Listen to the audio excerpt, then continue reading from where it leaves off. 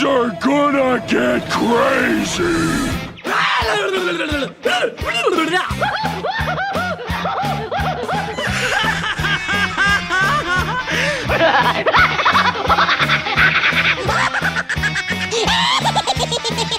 Most everyone's mad here. Bonjour, hola, and hello, everybody, and welcome back to another fun-filled episode of AniMat's Crazy Cartoon Cast. How are we all doing, everyone? I'm hoping that you're all having a wonderful week and you're all having a very beautiful time during this summer, soaking in on the sun, having a lot of fun, and many more, of course. And by the way, before we continue, just want to make sure I can do a few little adjustments to my camera, make sure that at least in terms of the video format, we could be all ready. And one thing that is nice about today's episode is that now things are officially back to normal. Now, I know that with last week, it was very unconventional, especially with the plethora of news that we have gotten from the Annecy Film Festival, along with the fact that I had to go and change up my schedule in order to go and fit in to the time that I had to go out and check out the early screening of Minions and Monsters in order to go and prep up that review, which is already done. It's already released on YouTube and Patreon and all that kind of stuff. So we should be all good with that.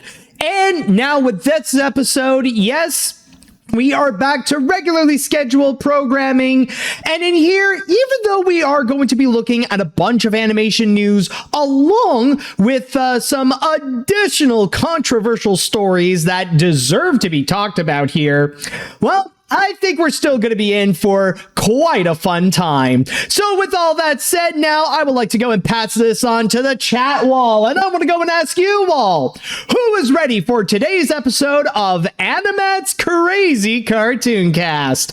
Let me hear it, folks. Who is ready for this? All right, let's do it. All right. Yes. People are ready. All right. That is beautiful. And so, with all that said, it is now time that we are gonna go and get things started. And with our first story that I have for you today, well, this is actually one of those that actually came out just last week. Like, I remember it was during the week prior to when I am recording this, and I didn't really have any time to go and add that into the last minute in the previous episode of AniMat's Crazy Cartoon Cast, mainly because, well, there was just already so many things to go and talk about with the Annecy Film Festival. So from there, I said that at least with one of them, well, at least with one of the news that did come out during that time, I would go and save it to here. Well, thankfully, oh, by the way, thank you very much, Oscar, for being a new fish starting off this episode. So with that said now, we are going to go and check them out, and it might as well go and begin this round of trailers that I have for this episode. So, without further ado, why don't we go and actually begin this? Oh boy, I need to calibrate my throat a little bit. Yes, why don't we go and begin this by starting off with the trailer for the upcoming Paramount animated movie, The Angry Birds Movie 3.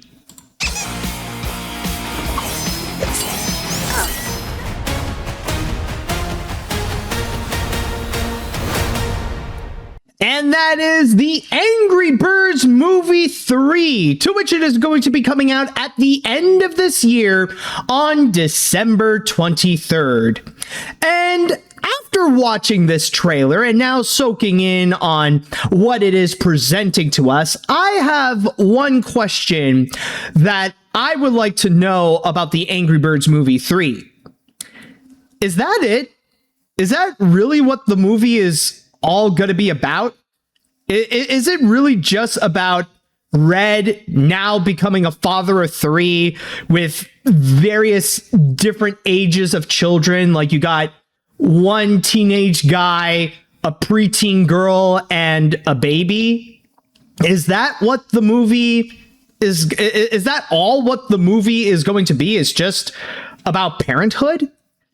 Like, honestly, I'm not gonna lie, that really feels weak, to be honest. That honestly sounds like a component that should be like a B plot for an animated feature, or let alone a cartoon, because we have seen this from time to time.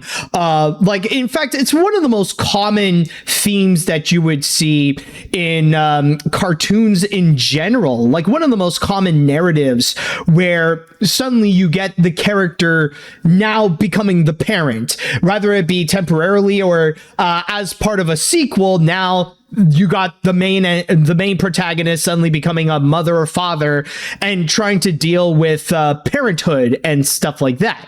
Like, we've seen this so many times before. And when it comes to what they have presented with the Angry Birds movie 3, it doesn't feel anything special. It doesn't feel like it's offering us anything new.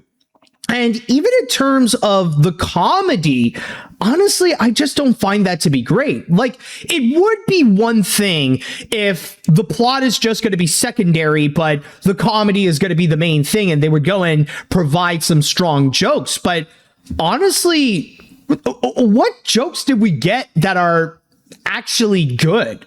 And that, I'm not going to lie, I just don't know.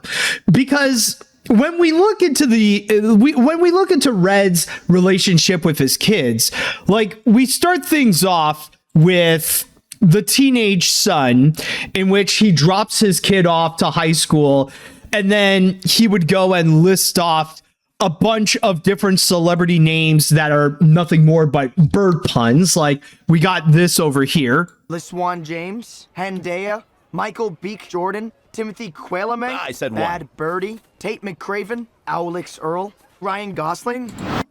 Yeah, that just doesn't work. Like, honestly, is that among your best material that you got, in which you really had to go and highlight it onto the godforsaken trailer? And then after that, you also got the misunderstanding thing, where you got the preteen girl where she's just talking to her friends on the phone. And from there, Red thought that, oh, maybe she's talking to him and that they were having like an actual connection going on. But no, that's not really the case. So that didn't work.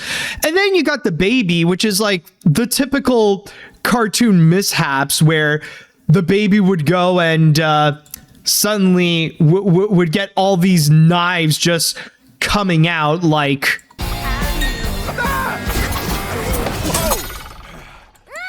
of course you would get like those kinds of cartoony mishaps that would occur. And honestly, like, the baby traveling along the kitchen and suddenly there would be knives flying around, like that honestly feels like a cliche. And you know what? The more that I think about it, the more that I feel like this is becoming less and less of an Angry Birds movie. Because the thing with the Angry Birds films, rather it be with the first and the second one, these are a little bit more cartoony in terms of the comedy that they would go and deliver, not just with the visuals. Like, there are times when they would go and have more slapstick and physical style of comedy that they would go and continuously execute, or they would have like different styles where they would play with the quirky personalities that they go around.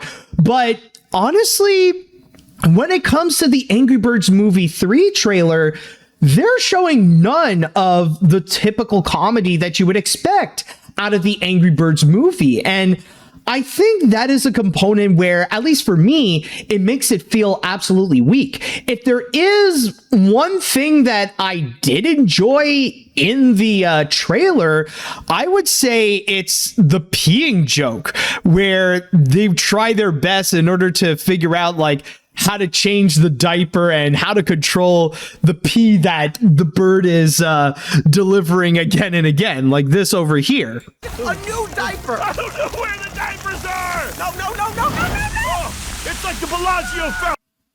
like this right here, okay, I will admit, like, I know it's not for everyone considering that it's toilet humor, but for me at least, I kind of feel like, okay, that's kind of something. That's like the kind of gag that you would expect from the Angry Birds movie. I mean, let's be real, guys. This is not even the first time that a pee joke occurred in the Angry Birds movie in the first place.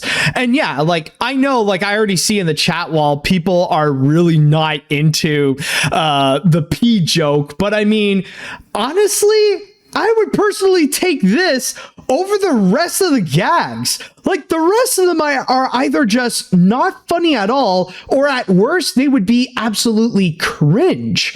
Like, at least this one is a little bit creative with what they're doing. At least we get more of the physical type of comedy that you would expect from the Angry Birds movie. Like, I know it's real. I know, like, we're digging deep in the bottom of the barrel in order to find something positive to go and say here. But still, though, it's just, what else is there? I mean, I don't know. Maybe I could totally be wrong, and maybe there is going to be a lot more to the Angry Birds movie 3 that the little narrative that they would present here, where the movie is about Red is a dad. And that would be it. So I'm not going to lie. Honestly, maybe it's just the trailer. And maybe by the time we're going to get the next trailer, we're going to see so much more that gives us a better idea of what this movie is about. But I can't help but feel extremely underwhelmed by what we got here, because the plot itself, it sounds tiresome and lame. And the jokes also, they also feel tired and lame. Like, there's nothing here that makes me want to say, oh boy, maybe I should go and keep an eye out on the Angry Birds movie 3. But alas, from what we've gotten so far, at least for me, I was just not very much impressed whatsoever. And it just makes it feel like 2026 in terms of animated movies, it might end off on a low note with the Angry Birds movie 3. So yeah, honestly, for me, I just feel like this trailer is just a flop. But for those of you who are curious to go and check out the Angry Birds movie 3, then keep in mind that the movie shall be coming out on December 23rd. And with that said, now I would like to go and pass this on to the chat wall, and I want to go and ask you all, what do you all think about the trailer of the Angry Birds movie 3?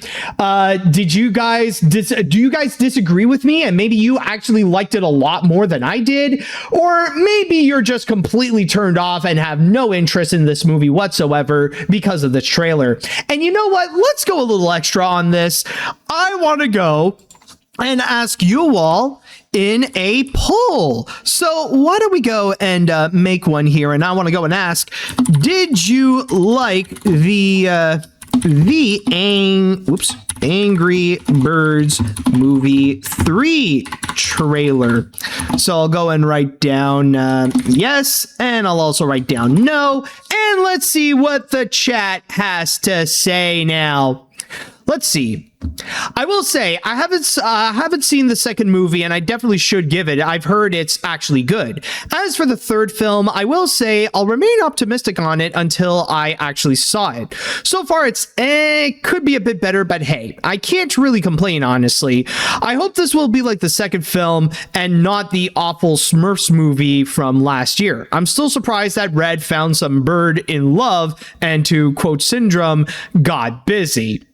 Yeah, I get what you mean. But also, I do want to say that I personally don't find the Angry Birds movies to be great, but I do recommend checking them out at least once, because there are some good jokes that they would deliver, and I admire the animation. It is honestly phenomenal and a great example of how to do traditional CG cartoony style animation. I've always admired it for that. And with the second film, even though I only think that it's just a step up from the first movie, where I think it's like it's like an improvement where it's like from average to above average.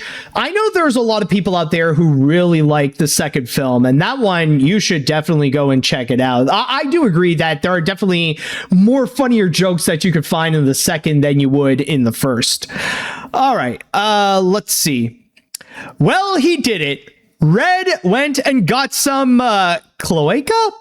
But all jokes aside, this looks, let's say, fine adjacent. The animation clearly isn't the same as the first two, but it still looks good. But the jokes aren't great, and the plot that it presents has me asking, what else is there? It looks fine, but I need to see more. That and a Sony property jumping to Paramount, yeah, that worked out great last time. Okay, that's too harsh. At least the movie has no James Corden or influencer Bird. You say there is no influencer Bird, but I really do apologize to go and do this, but I want you all to go and take a look at the name of the credits. There's no influencer Bird, you say? Then why the fridge is Mr. Beast in the credits?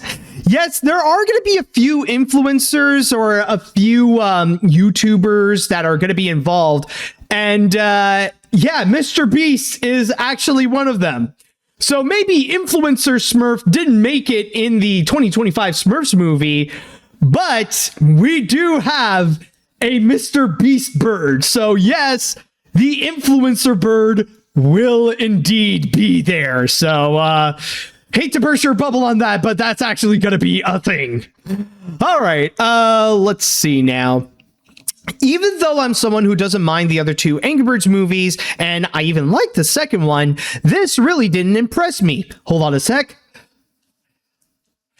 Oh, nut. Okay, nope. Yeah, this calls for a little bit of an emergency. Excuse me for a sec, folks.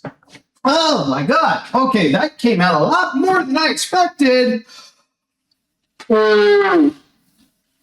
Ah, son of a bitch.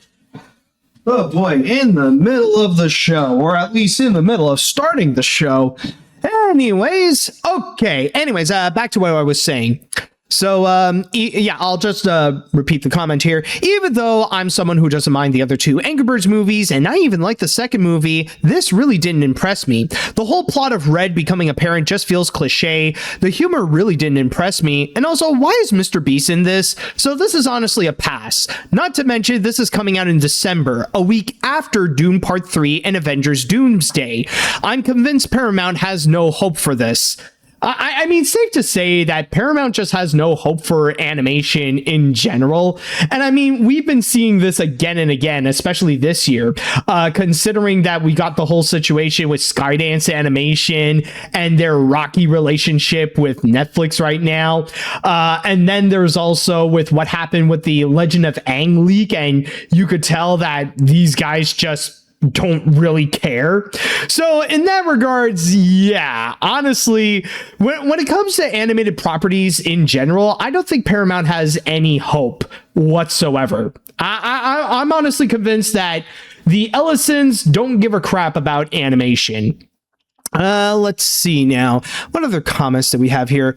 My biggest question is, who's married to Red again and decided to mate 3 times? I honestly forgot.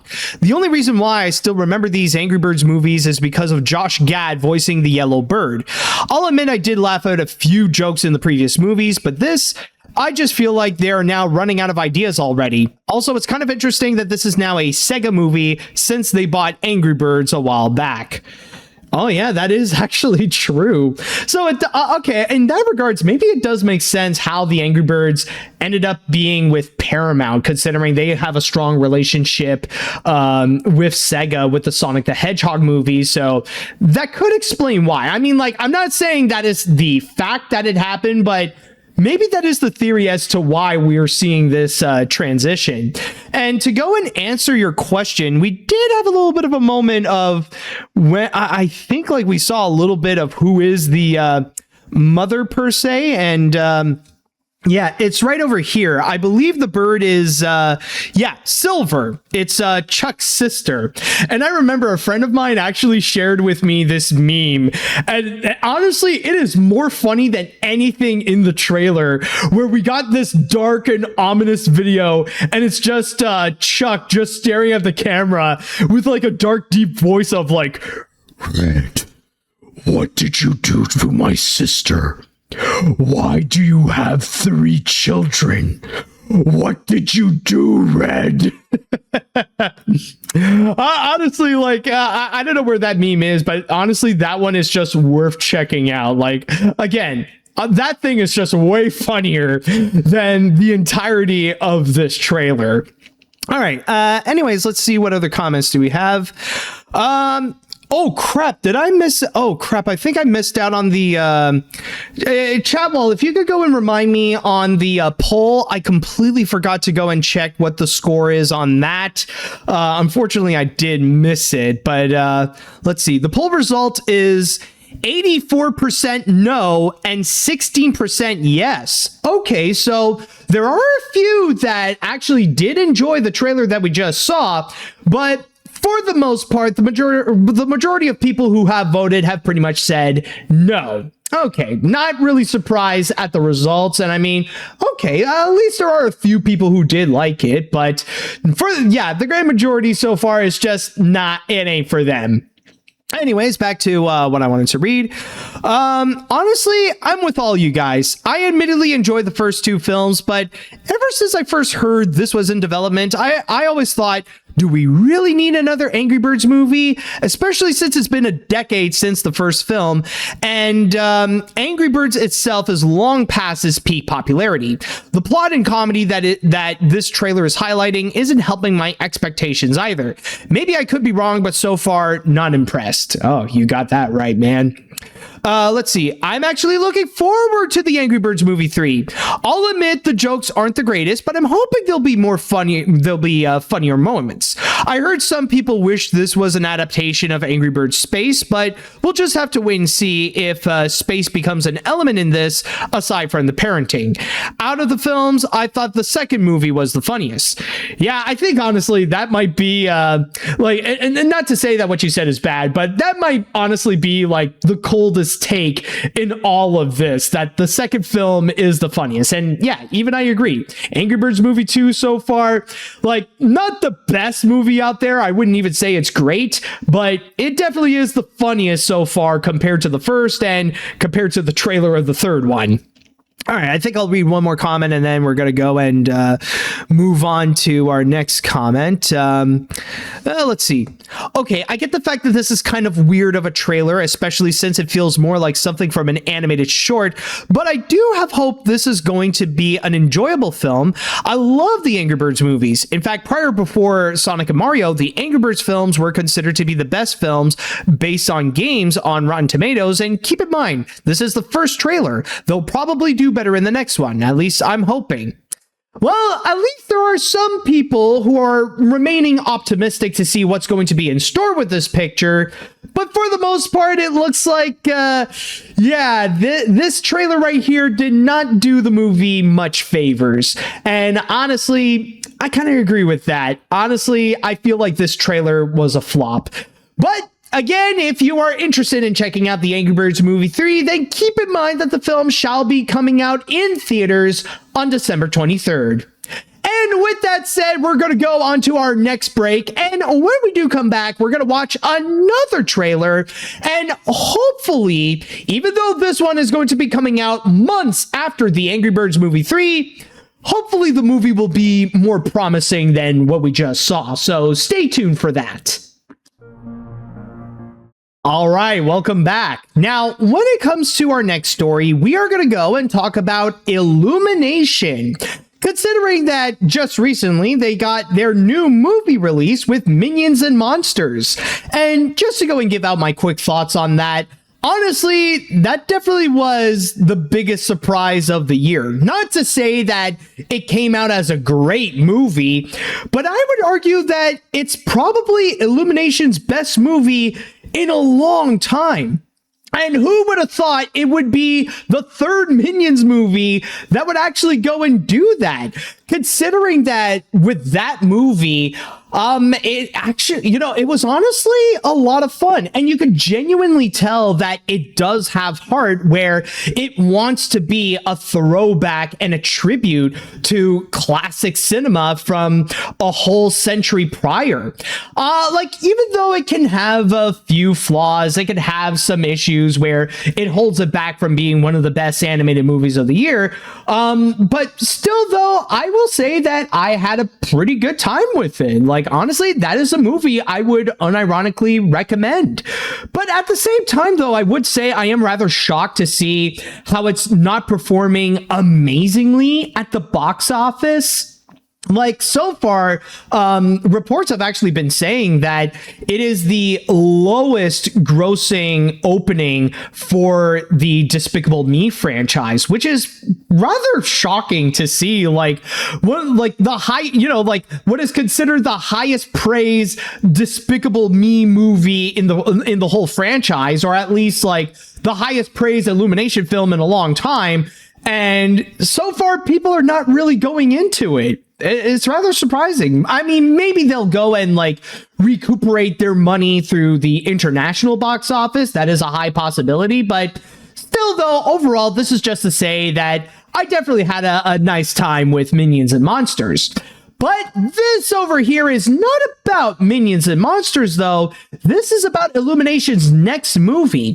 And it wasn't that long ago that this project was just announced. And right now, they're already prepared to go and show what is going to be in store next year. So with that said, let's go ahead and, excuse me.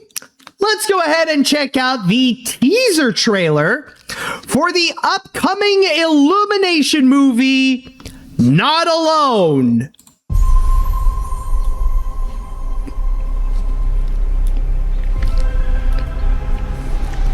Or I'll puncture your sight balls. She'll do it. I've seen it, and it's very messy. Oh, and I'm also dead. Oh. And that was Not Alone, to which the movie is going to be coming out in theaters on April 16th next year. Now, I will say that because it was just announced, like, I didn't really know what to think of it, because they said that before it was this animated sci-fi movie and that it stars Timothée Chalamet and Selena Gomez. But then when I saw the trailer, it got me intrigued in a way that I never thought Illumination would. Because during most of it, at least with 2/3 of the whole trailer, there are some aspects, at least with the animation, it looks the same as what you would go and expect from an Illumination movie, especially when the designs are pretty much the same thing with what we've seen with the Despicable Me films, with The Secret Life of Pets, and so on and so forth. Like, yeah, maybe visually it's not necessarily the most revolutionary or the most stylistic that you would go and find, but what I'm surprised about is that for the most part, this is not funny, and it's not trying to be funny. Instead, it presents itself more as this romantic animated film between the lead characters with Timothée Chalamet and Selena Gomez. And their interaction, it honestly felt genuine and pretty cute, actually.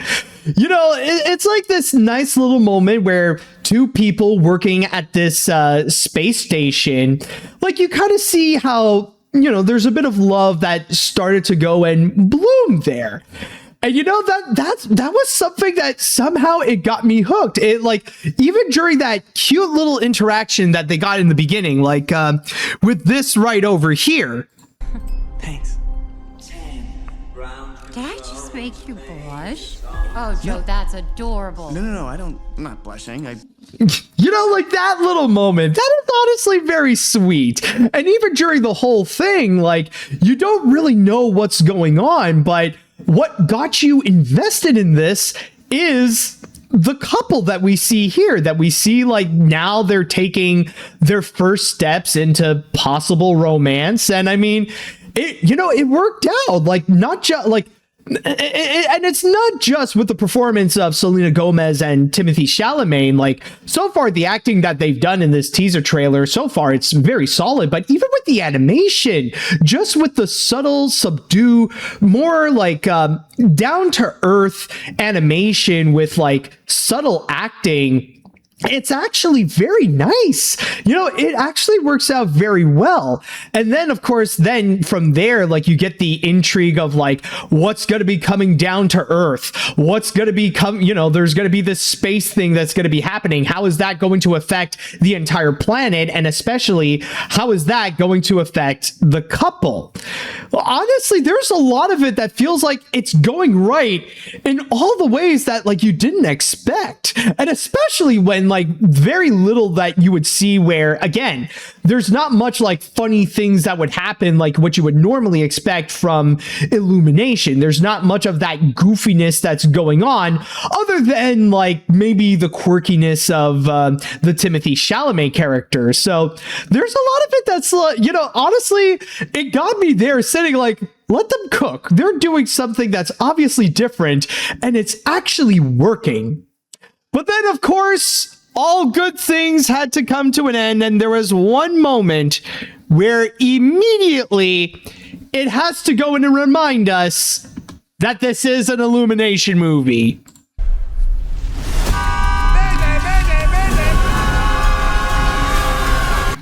Because when those little aliens suddenly emerge, that's when, okay, yeah, this is what you would expect from an Illumination film.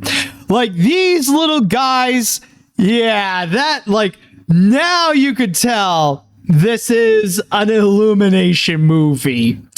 So from there, honestly, I can't help but feel like with those two characters, that's where it gives me my doubt on how the feature is going to be. And it's not just on the basis that this is an Illumination film, but just on the factor that this is a mainstream animated family movie. Of course, you're going to have those elements of goofiness. Of course, you're going to have those comic reliefs and those supernatural silly times, or the those like silly characters, or like the new version of the Minions, if you will. And even like this little ending bit that they got over here with the, with the two aliens like pretending to be dead, and you got one that is trying to defend herself. Honestly, like, that bit for me is the weakest part of this whole trailer. Like, even with the comedy, I just felt like it just feels forced. And compared to what we've gotten before with the romance, it honestly just feels out of place. So I know there's not a whole lot that I could really go and comment and to really go deep into, but honestly, this is why I would say that when it comes to Not Alone, I'm more cautiously intrigued with what they have in store. I'm not going to go and say that, oh, wow, this immediately is right up there amongst my most anticipated animated movies of the year. Because yes, there is a bunch in this teaser trailer that they are showing right, where even when it comes to the animation, while it is still the same Illumination style as before, there are some interesting things that they do offer, such as the subdued, down-to-earth acting that, honestly, I really liked. And some people have even pointed out there's also the aspect of, where is it? Like the architecture, like the backgrounds when you when you see the place where the characters do live. It looks interesting, and you see like all these different stylistic houses and buildings that they got in store. And then, of course, later you then have the right over here, the space company where they work, Space Burst, which is like this, this Epcot center that they built in the middle of the city that honestly looks intriguing. So even in terms of the animation, that honestly looks very nice. Honestly, I'm not going to be criticizing it. I'm going to be more on the side where I think Illumination is still doing a great job with. And even when it comes to the romance aspect and the two lead characters, they also really got me intrigued to see how their romance is going to go throughout the film.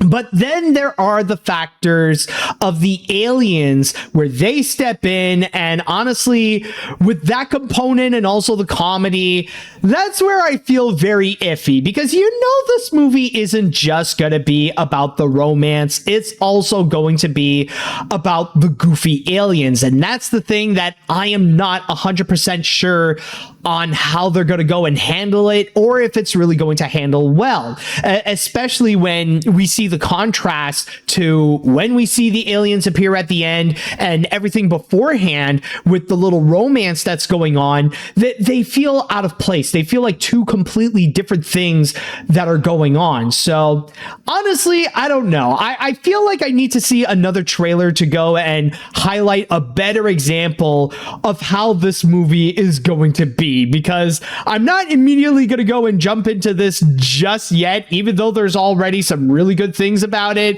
It's just, I feel like those really good things are a trap, and we'll suddenly be stuck with these possibly cringy aliens over here. So that's why, honestly, I'm going to be more in a wait and see attitude, but I can't deny that, honestly, this trailer is much, much better than what we just saw with the Angry Birds Movie 3. And if you are interested in Not Alone, then keep in mind that the movie will be coming out later next year on April 16th.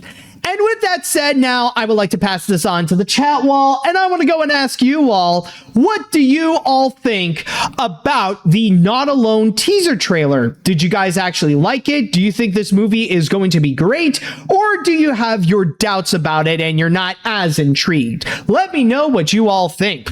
And actually, why don't we actually do another poll right over here? Why don't I go and ask you all? So let me just go and put this over here.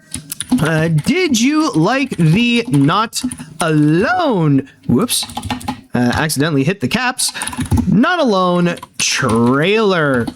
Maybe I'll go and fix that up a little bit. So I'll write down yes, and then I'll write down no, and I'll be sure to keep an eye out on the poll this time. And now let's see what the chat has to say. All right, the movie is very nice. The romance story is all right, except for the aliens. The tone was similar to Pixar's Up and would explore prestige-driven storytelling while still maintaining a family audience for Illumination. And that space burst reminds me of Spaceship Earth from Epcot. The music in its teaser to that of Pixar's Lightyear, whose teaser utilized another Bowie song, Starman. Maybe it will interest me. Also, are you aware of the Bluey movie leaks? No, honestly, that's the first time I've heard about the Bluey movie leaks, so I did not hear about that whatsoever. Let's see now. What else we got? This honestly looks really promising for an Illumination film. I know people have complained about the aliens at the end, but I honestly didn't mind them. The rest of the teaser looks to be really distinct from previous movies from Illumination, with its romance between the two leads. I wish they didn't show the aliens at the end of the trailer, but I'm happy that Illumination is going somewhere different and are still making more original movies. Yeah, exactly. Oddly enough, I kind of feel like Illumination is in a bit of a similar position to Disney, in a sense where they don't get enough credit as much as they should, where they're still maintaining original works. And yeah, like maybe they don't have the most revolutionary or the most stylistic animation. It's still good for what it is. And honestly, like, with what works here, it really does work, such as with what we have seen in this teaser trailer with the romance that's going on. All right, let's see what other comments we got. Even as someone who loves the recent Illumination output, even Mario Galaxy, this looks like the shot in the arm Illumination needs. I love the look of the film. It kind of gives me Aardman vibes, especially with the aliens. Joe and Fran have a really sweet connection, and it looks a lot more highbrow than what Illumination has done before. I'm going to keep an eye out on this one. Also, Fran is voiced by Selena Gomez. I have to say, ha ha, Timothy Chalamet, you are banging my daughter. Well, I mean, it is a step up compared to frickin' Jonathan. I'm just saying. Okay, anyways, well, this looks like a cute rom-com. I'm surprised the aliens aren't that annoying or too over the top. Like, this feels like a rom-com. The dialogue is super weird but realistic. They feel more like people meeting, talking, and being subtle. Like, it's kind of cute and sweet. I kind of wish it had a different art style, but you know what? That's fine. Illumination, you have my attention. Maybe I'll watch it if word of mouth is good, but I'm very surprised. Ah, well, there you go. Not alone. It looks like we did have the results here, and oh boy, it's almost unanimous. With the exception of one vote, almost everybody who has voted in the poll have said that they did like the Not Alone teaser trailer. So Illumination is definitely doing a lot of right so far with what they have gotten here. Now, will that be the same when the next trailers are going to be coming out in the future? Well, that we will have to wait and see. Anyways, let's see here. This certainly piqued my interest. I don't hate Illumination like most others, but I do think since the first Sing, they have made way too many sequels, and this is why it's more calmer and romantic tone does feel very unique for the studio. The aliens might be a detriment, but we've only seen one scene with them yet, so maybe there'll be more of those characters than just comic reliefs. You know what? That's honestly very fair. That is actually a fair thing to say and a good defense for the aliens. So far, we just saw that one scene, and it's honestly not a great scene, but maybe there are going to be more that they'll present that maybe we'll learn more about the aliens, or that maybe they'll have some more fun. They'll have some funnier material to present. That is a high possibility for sure. So I think at worst, the aliens did not make a good first impression. But does that mean they're going to suck in the movie? No, it doesn't at all. That's going to be a factor where we're still going to go and wait and see. All right. So what other comments have we done? Did I read this one? Maybe not. This honestly looks really promising for an Illumination film. I know people have complained about, oh no, wait, did I, did I read this one before?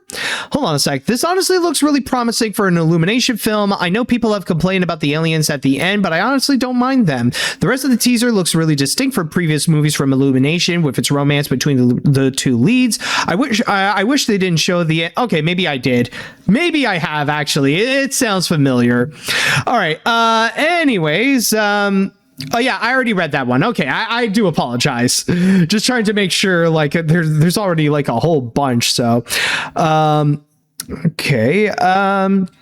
All right, so we'll go with this. Not Alone is pretty cute so far. The romance itself is cute, but the goofy aliens part felt a bit forced. Honestly, Illumination, can you at least try not to force Minion-style elements into every film you make? Seriously, I think we can agree that the original Lilo and Stitch has handled the humans and alien aspects a lot better. Well, I mean, again, this is just a teaser trailer. I don't think we could go and immediately determine that just yet. So let's hold on a second there. Let's see what, is there any more comments? I think I'll go with one more and then we're going to go on to, or two more and, maybe no, one more. We'll go with one more and then we're going to go, or two, actually. Never mind. Well, admitting that was really cute, and it did catch my attention from just one trailer. If I'm being truthful about it, it feels like a Pixar film or like a crossover of Elemental and Elio. Like, I really enjoyed it myself to even know what they'll deliver as a feature. Sure, I say I agree with the comical stuff does kind of ruin the moment, but I don't think it will ruin the experience. If there's one thing to learn from Minions, Minions, never underestimate the work of Illumination, or at least very recently with the Minions, because, you know, it's kind of funny. I just want to go and say on the side, it's kind of funny that, honestly, if you would go back in time at the start of 2026 and you would go and tell people that the highest, you know, the most highly praised animated features when we're going to be at the middle point is going to be Toy Story 5 and Minions and Monsters, I think, honestly, you would be laughed off the internet. But lo and behold, right now, they have been getting some high praise from critics, and at least with Toy Story 5 is already on its way to go and cross the $1 billion mark very soon. So at that point, honestly, it's crazy time so far. But hey, I mean, as long as they're coming out great, there's no need to go and complain.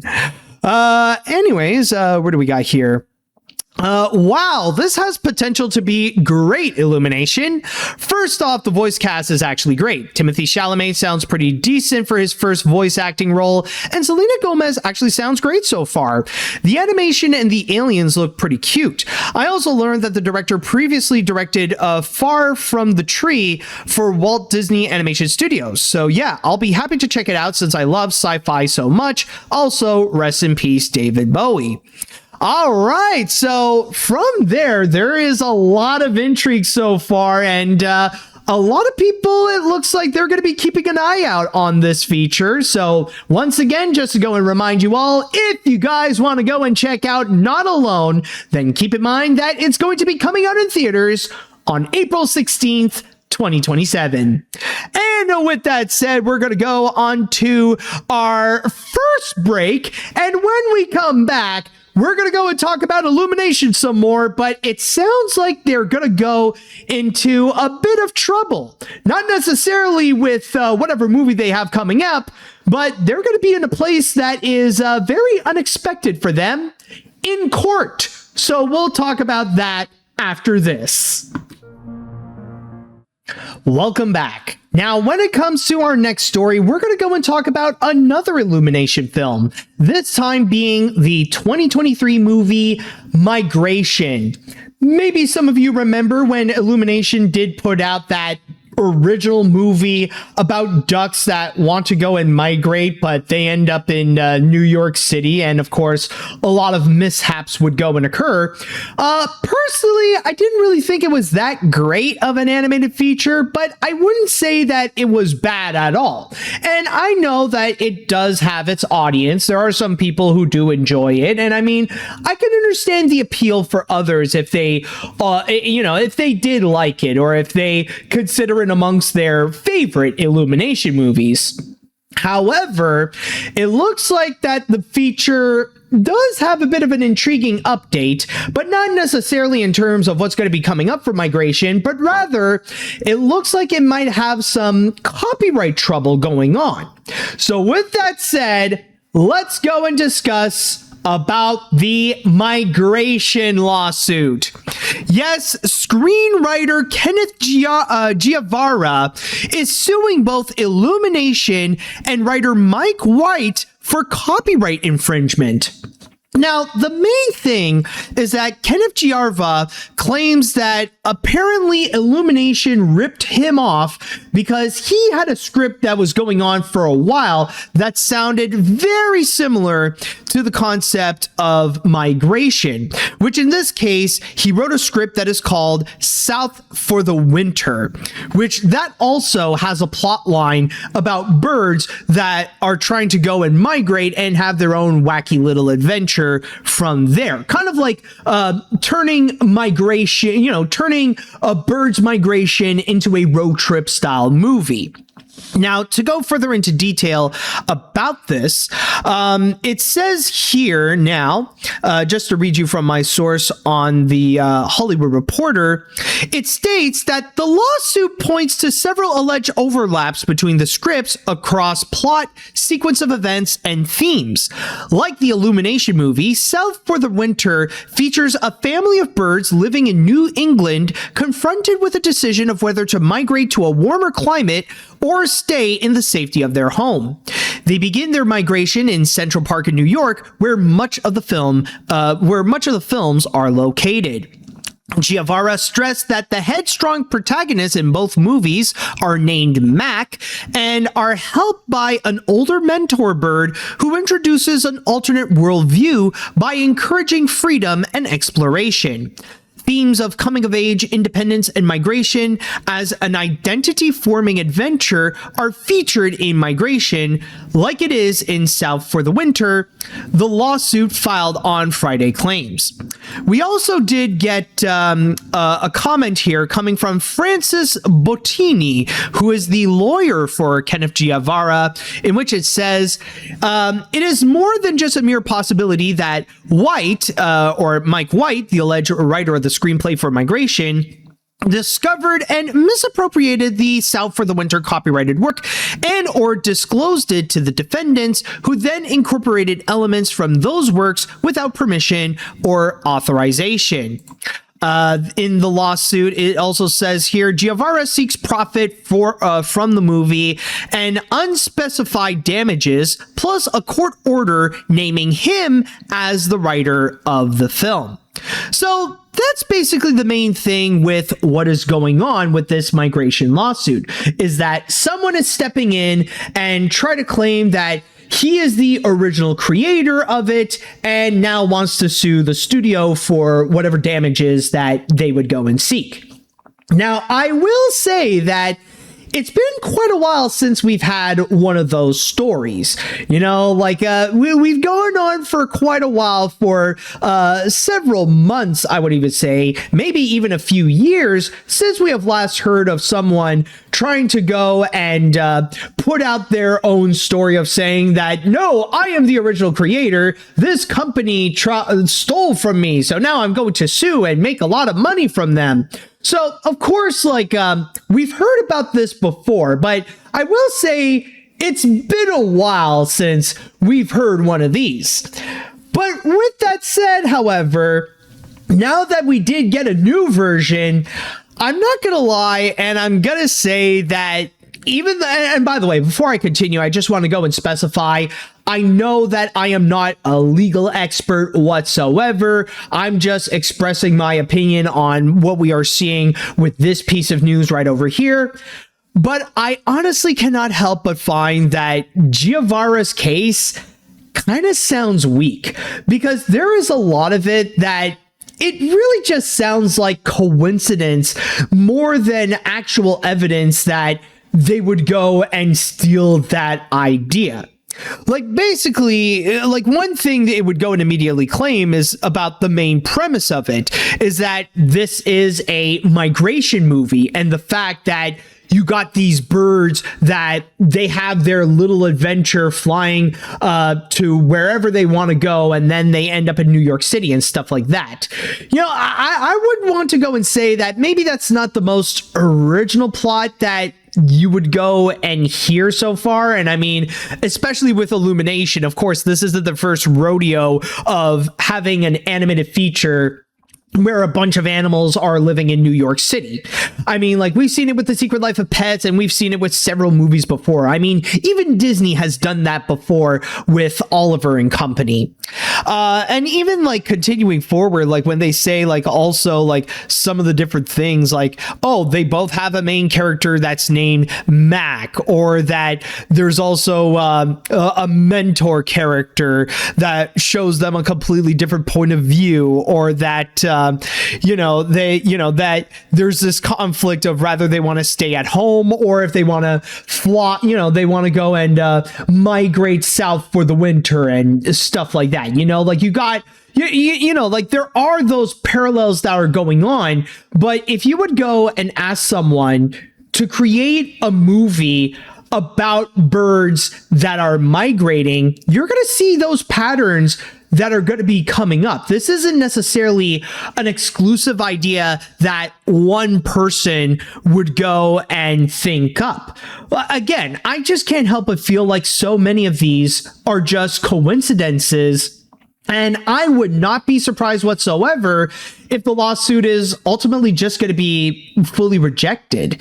You know, that the courts are going to be looking upon this and they'll just determine that there's just not enough evidence, because there is a fine line between actually presenting that some ideas have actually been stolen and just mere like, oh, these things sound similar. They sound alike. There must be like something nefarious that's going on. It doesn't provide any legitimate evidence if we would go and see if either Mike White was actually aware of the South for the Winter of that particular script. There's no, like, they didn't provide any evidence of that so far. Or even with Illumination, like, they're not aware about that script going around called South for the Winter.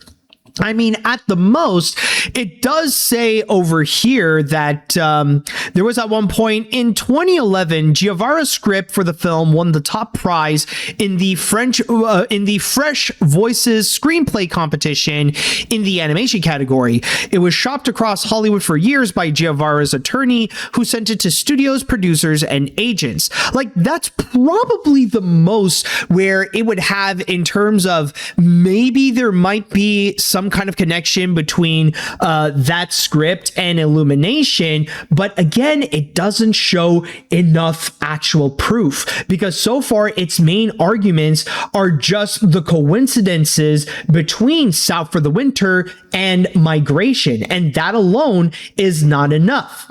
And interestingly, even this article from the Hollywood Reporter actually does acknowledge that the likelihood that Giavara is going to be coming out as a winner is going to be extremely low, because it even wrote at the bottom here, whoop, you're going a little too fast there, computer, calm down. But it even states Giavara's lawsuit faces long odds in court, where the standard to convince juries that similarities between two works constitute copyright infringement are high.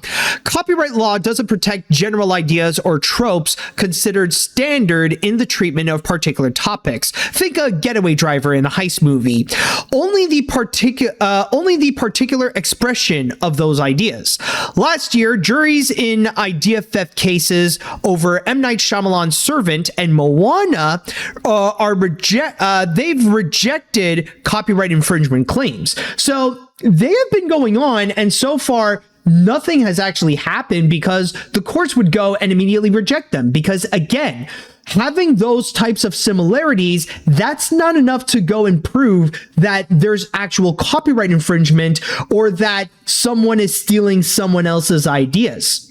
Now, I hate to go and bring this up again, but there is honestly a good example to go and really highlight why similarities does not constitute as stealing each other's idea.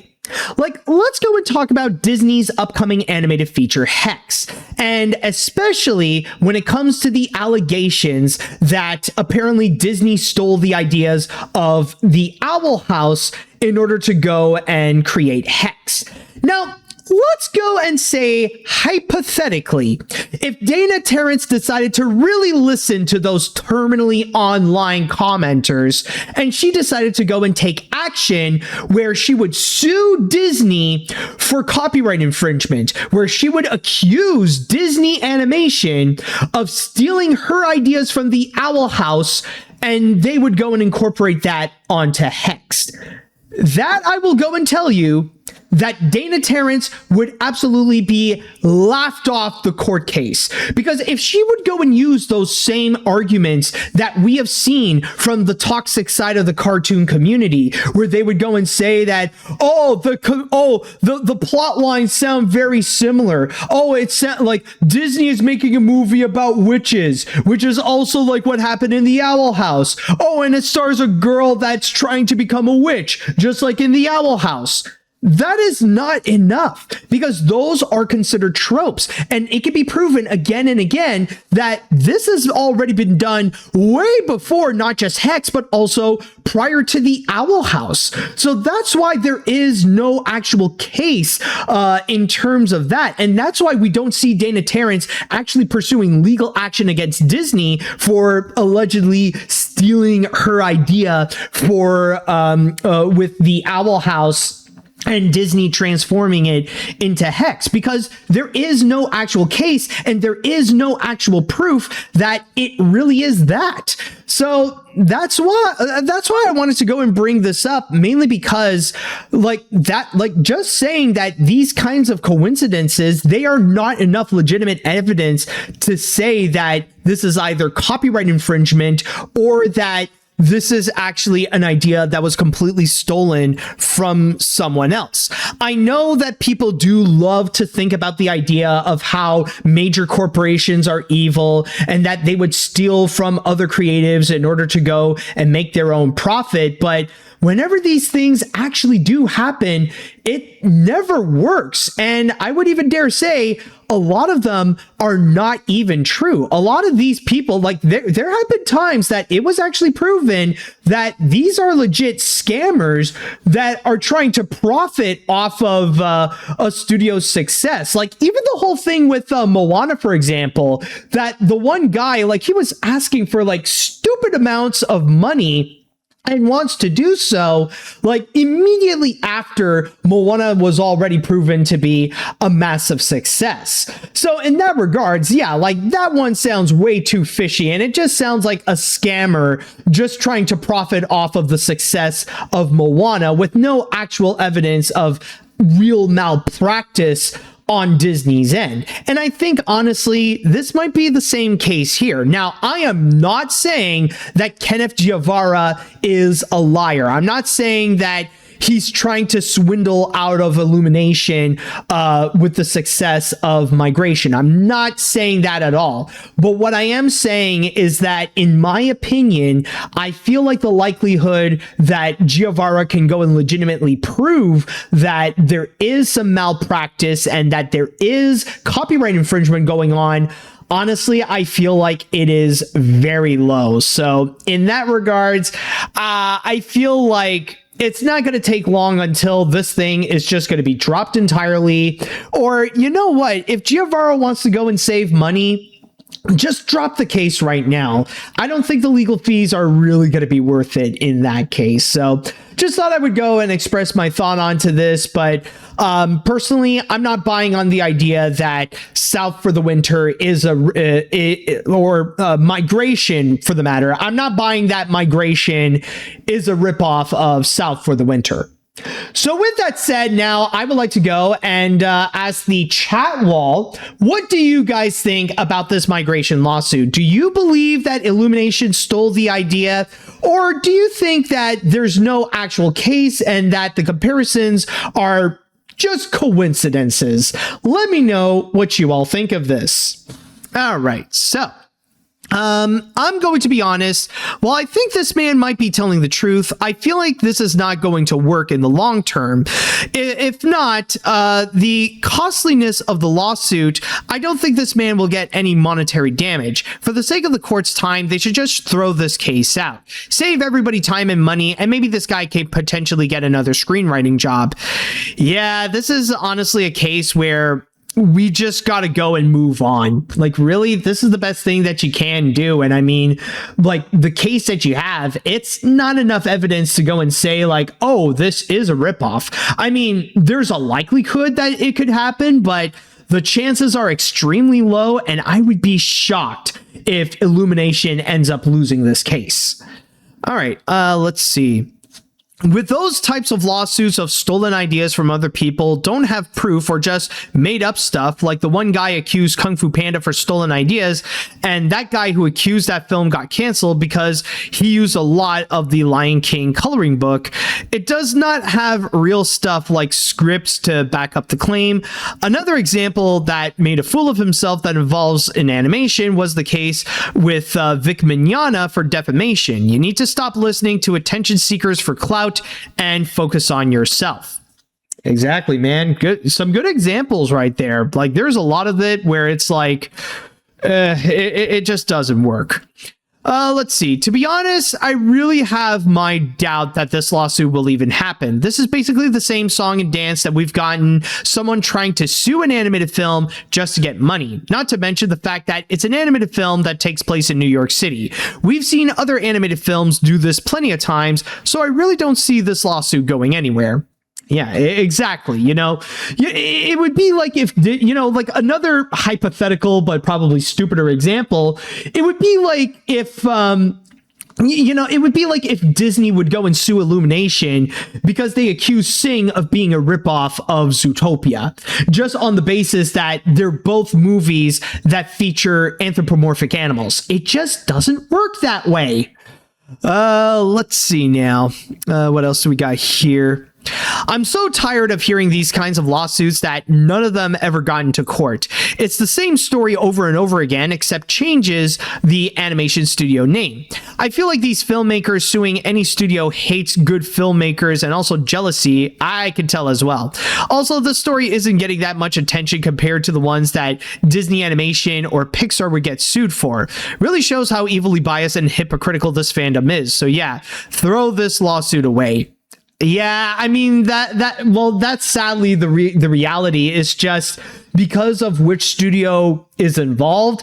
It all depends on engagement, because yeah, like the whole Moana thing was absolutely stupid, but because Disney is involved, of course you're going to get a bunch of grifters that are immediately going to go and jump onto it because, oh, Disney might be in trouble for this. Oh, they're accused of something bad. Let's go and capitalize on the crap out of it, because there's going to be a whole bunch of those terminally online reactionaries that they're going to go and eat it all up, and then the next day they're just going to completely forget about it. But again, you're not going to hear much about this. You're not going to hear about people exploiting on how, oh, Illumination is in trouble. Migration could actually be a ripoff. You're not going to hear all that much, because not many people actually do care about Illumination on that level. Or should I say, the hate boner for Illumination is not as strong as the one for Disney. So it is worth mentioning on that. Let's see what we got here. What other comments are there? I may not be a legal expert myself, but I do agree that this film does not but I do agree that films are not entirely immune to coincidental similarities. I remember when If came out, a lot of fans, including myself, saw it as pretty similar to Foster's Home for Imaginary Friends. Having similarities alone between works doesn't make a film a ripoff. Now, if a studio blatantly rejects someone's original idea and actually uses that to make their own film to claim that as their own, that crosses a line. But the big thing, however, is that you have to go and actually prove it, because that's honestly one of the trickiest things about these kinds of lawsuits, is that it's honestly very, like, even if it does occur, even if it actually is a case where a studio may be ripping off a creative's original work, in that regards, you're not going to see people go after that. You're not going to see much of a lawsuit that would actually go and occur. And not to mention, and I know that this is a point that I've mentioned this many times before, but it's also very odd when you see them try to do this lawsuit onto successful properties. Like, of course, you're going to hear people try to go after the major studios for popular and successful features, like with Migration, or if Moana, or with Monsters Inc., or what have you. But you're never going to hear people do this with box office flops. I don't think there's going to be anybody out there who's going to go and try to sue Disney because they allegedly ripped someone off for the concept of Strange World, for example. That is never going to happen. They always go after the big popular stuff that did make money to try to go and prove a point. So that's honestly, so that's one thing to go and also add. All right, I think I'll read one more comment before we're going to go and continue to the next break and the next story. I'm not going to say too much on it, but from the sound of it, it's a very fishy case. I do get some deja vu from old lawsuits like Zootopia or recently Moana. For now, I'm saying this sounds like a stupid case that sounds like it was AI generated. I can't imagine Dana Terrence suing Disney for Hex. No, I mean, I'm not saying that she would go and do so. That's just a hypothetical thing to go and prove my point about this case right over here. I know that Dana Terrence is smart enough to not actually sue Disney. I'm sure she's smart enough to know that Hex is not an Owl House ripoff. I just wanted to go and present that as an example. All right, so with that said, now it is actually a good time that I'm going to go and take another break here. And when we do come back, we have another trailer that we're going to go and watch, but it's not going to be about the trailer, but it's about one element in that particular trailer that has been causing a lot of controversy. So stay tuned for that. Welcome back. Now, we do have another trailer that I want to go and show you. And yeah, this is rather a surprise because usually I just clump up all the trailers together. Why is it that I save this one for a little later? Well, there actually is a reason, because number one, well, I wanted to go and talk about that migration lawsuit prior because it does make a very nice transition to go from the Not Alone teaser to the migration lawsuit. And number two, this is not going to be about the trailer itself, but rather it is actually going to be about one component in there that has a lot of people talking, but not in the best way possible. So with that said, let's go ahead and take a look at the trailer for the upcoming Netflix competitive series, Wonka's Golden Ticket, or Wonka's The Golden Ticket. For the first time in decades, I'm opening my beloved chocolate factory. There's no turning back now. And that was Wonka's The Golden Ticket. Now, I'm just going to go and say right now that personally, I don't really give a crap for this series. Now, to give you guys a little bit of a summary of what this is going to be about, basically, this is a competition show where some people have to go and try to survive the chocolate factory in order to win a big prize. Basically, the best way to describe it is if you take that Squid Game competition series that Netflix did a little while back, but you change the theme from Squid Game to Willy Wonka and the Chocolate Factory. And yes, I do mean specifically the 1971 feature starring Gene Wilder. But the big thing that I want to go and highlight here, and the reason why I want to go and discuss about this, is mainly because of the narration. Because one element that they really want this to be just like the 1971 film is that there's going to be a narrator throughout the show that's telling you what is happening and how things are going with the contestants and all that kind of stuff.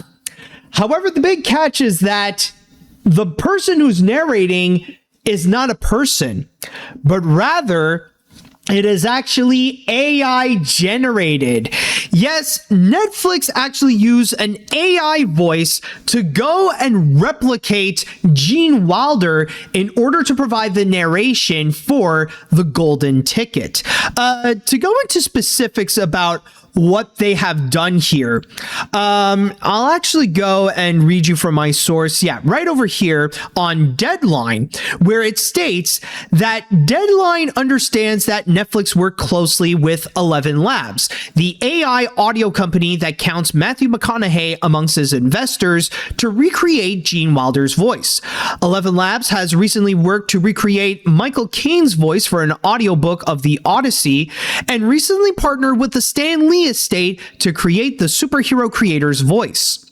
And on top of that, it has also mentioned that while they went and recreate that voice with 11 Labs, they also did ask permission from the Gene Wilder estate, where it actually says right over here, the news comes with a twist. The company is recreating Wilder's voice to use in the show using AI, a move that is likely to stoke controversy given concerns around the burgeoning technology. Well, of course it will.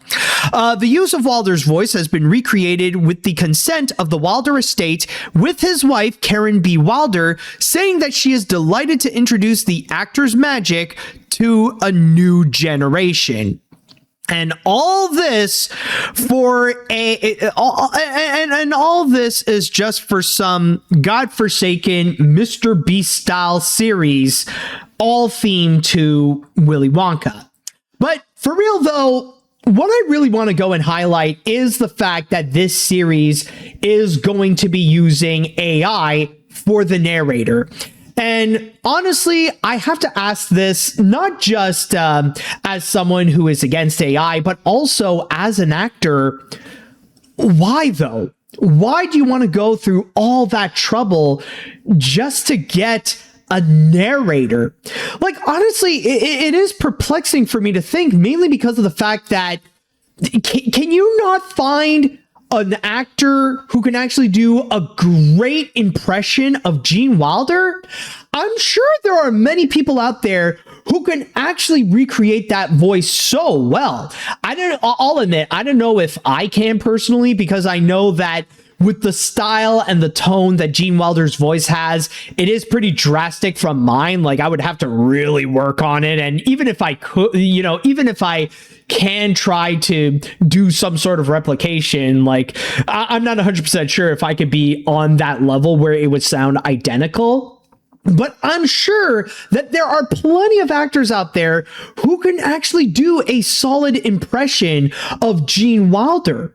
So in that regards, if you want to go and have that theme of Willy Wonka and the Chocolate Factory, and you want to have a narrator that sounds like Gene Wilder, then why not actually get an actor who sounds like Gene Wilder to do the narration? I'm sure it would be much less of a hassle than really going out of your way to go and implement AI into this. And also, there is another thing that I find to be absolutely ridiculous, and how this just feels so pointless of a decision to go and bring in AI, is the amount of money that they must have spent. Because it's not just to go and pay 11 Labs in order to go and recreate Gene Wilder's voice, but there is a very good chance that Netflix must have paid a premium to the Wilder estate to even have that permission in the first place. Like, they must have given that estate a big check in order to get that okay in the first place, in order to go and recreate Gene Wilder's voice. And all this, again, for some competition series, and that's it. And I know that when it comes to Netflix, they are not beneath paying a small price for an actor to come in and do like a small role or whatever. Like, I know that even with a big company like Netflix, they don't mind hiring non-union actors in order to go and, do a little job, and that they could pay under the usual payment that a union actor would. So in that regards, it's like, it's kind of pointless where you think about the hassle that it would take in order to go and recreate Gene Wilder's voice, and at the same time that it would cost so much more. That's what I'm pretty much asking. Like, I know the best case, like what would be the ethical thing, is that Netflix would go and hire a union actor, like get someone from SAG-AFTRA to go and do a good impression of Gene Wilder in order to be the narrator of this. But that would be the best case scenario. Even if Netflix would go out of their way to hire a non-union actor to go and supply their voice for this Golden Ticket series, like, that would honestly be something that nobody would really bother. It wouldn't be that much of a scandalous news. But with the fact that they're using AI for this, it just makes it, honestly, like, it feels like it's much more of a hassle than it even should be, just to use a controversial piece of technology to go and implement there. And I know, by the way, I just want to go and say that, yes, I am aware that when it comes to Netflix, out of all the companies that are in Hollywood right now, Netflix is debatably one of the most pro AI. And I'm not just talking about little incidents like this, but it was not that long ago, I would say like in May, Netflix actually revealed that they want to go and start a brand new animation studio, or should I say an AI animation studio. It was actually, specifically in the middle of May, in which I'll just read you a quick little excerpt here from my source on Animation Magazine, where it states, another major entertainment firm is entering the AI production area. According to a spat of recent job listings, Netflix has been building up an internal studio called Incubator, which will be focused on using AI to produce animated short form content, with ambitions to scale to long-form projects in the future. The post list occurs in Los Angeles and Los Gatos, outside of San Jose, for the on-site positions. The development was first reported by Janko Rodingers Lopez via The Verge. So from there, yes, we know that Netflix really wants to get into AI, even to the point where they want to produce AI animation, and starting off with like little things and then doing some big things in the future. And not to mention that, of course, when Netflix wants to be involved with AI, there's no telling if they want to use some other IPs to go into their own system. So you never know if they want to go and take something like K-pop Demon Hunters and maybe use that in order to go with experiment with AI. I mean, maybe the chances are unlikely, but right as they are right now, the chances are not zero. So I'm just saying. But to go back into the golden ticket, there's also another thing that I do want to say that honestly makes this decision absolutely stupid. It's not just the fact that it's much more of a hassle in order to make in the first place, and it's not just more expensive than just hiring an actor, but when you do listen to that narration, it doesn't really sound good. Like, I know it's kind of debatable if that actually does sound like Gene Wilder, but why don't we actually go and have a true comparison? Like, let's go back into the trailer. Let's go and have a good listen again to a little excerpt to that to that little commentary. So let me just advance right over here. A whole new generation of real-life golden ticket holders will compete for a life-changing prize. Okay, so that's the AI Gene Wilder that they have presented. Now, let's compare him to the real Gene Wilder in the Willy Wonka movie. Let's go and have a listen. Lick an orange, it tastes like an orange. Lick a pineapple, it tastes like a pineapple. Go ahead, try it. Now, that's just a more subtle example of Gene Wilder's performance, but you know what? Let's do it again. Let's just have a little bit of another listen, like for those of you who are unsure. So let's go back to AI Gene Wilder.